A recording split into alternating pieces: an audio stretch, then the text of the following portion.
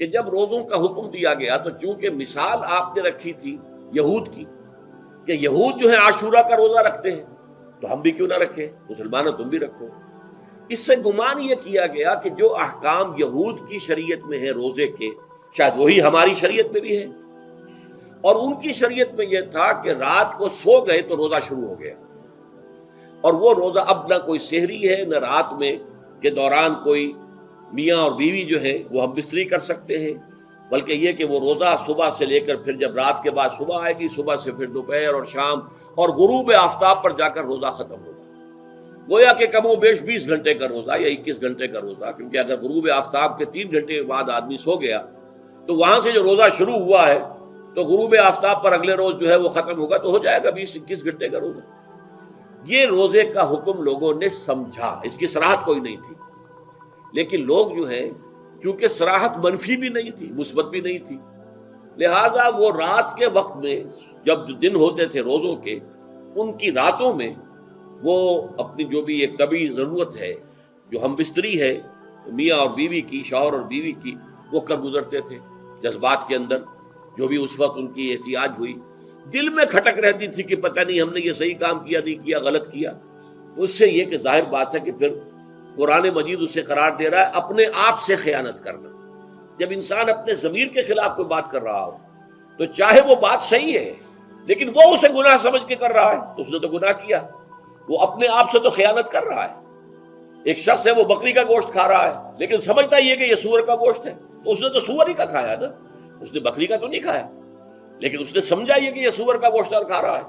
تو اس حوالے سے ایک دغدغہ سا دل میں رہتا تھا، پریشانی۔ تو اب جو یہ 5ویں آیت ہے، طویل ترین آیت ہے اس سلسلے کی، اس میں روزے کے تکمیلی احکام آ گئے جو ابدی ہیں، آج تک قائم ہیں اور قیامت تک قائم رہیں گے۔ فرمایا احل لکم لیلۃ الصیام الرفث الی نسائکم، اے مسلمانوں روزے کی راتوں میں تمہارے لیے حلال کر دیا گیا ہے اپنی بیویوں سے اپنی خواہش کا پورا کرنا۔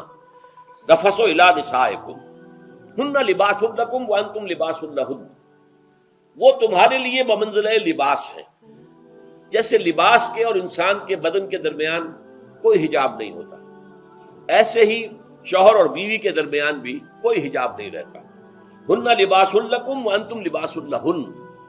اور ویسے بھی ایک معنی میں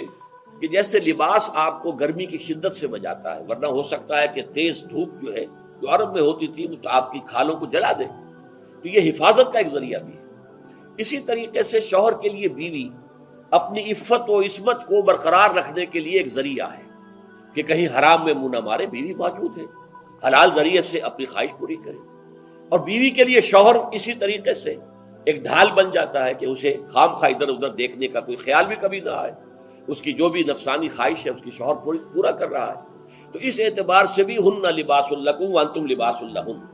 علم اللہ انکم کنتم تختانون انفسکم، اللہ کے علم میں ہے کہ تم اپنے آپ سے خیانت کر رہے تھے۔ اس کی وضاحت میں پہلے کر چکا ہوں کہ دل میں یہ دغدغہ تھا کہ یہ حرام کام اور کر رہے ہیں، یہ گویا کہ اپنے آپ سے خیانت، اللہ سے بغاوت نہیں تھی۔ کیوں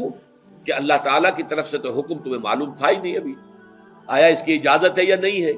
لیکن اپنے آپ سے تو خیانت کر رہے ہو نا، تم یہ سمجھ رہے تھے کہ یہ نہیں ہونا چاہیے، یہ گویا کہ ممنوع ہے اور کر رہے تھے، تو اس کو کہا کہ تم اپنے آپ سے خیانت کر رہے تھے۔ علم اللہ انکم کنتم تختانون انفسکم فتاب علیکم، تو اللہ نے تم پر اپنی رحمت اور مغفرت کے ساتھ توجہ فرمائی،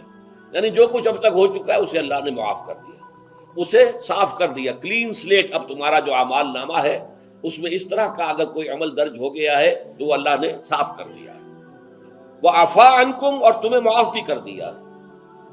فالآن باشروہن، تو اب تم ان کے ساتھ جو بھی تعلق زن و شو ہے اس کو اختیار کر سکتے ہو۔ فالآن باشروہن وابتغوا ما کتب اللہ لکم، اور حاصل کرو وہ کچھ جو کچھ اللہ نے تمہارے لیے لکھ دیا ہے۔ یہ تعلق زن و شے سے دو چیزیں ہیں کہ جو مقصود ہیں۔ ایک تو سب جانتے اولاد، ہر انسان کی خواہش ہوتی ہے کہ میری نسل کا تسلسل باقی رہے، لیکن نمبر دو ایک شے اور ہے،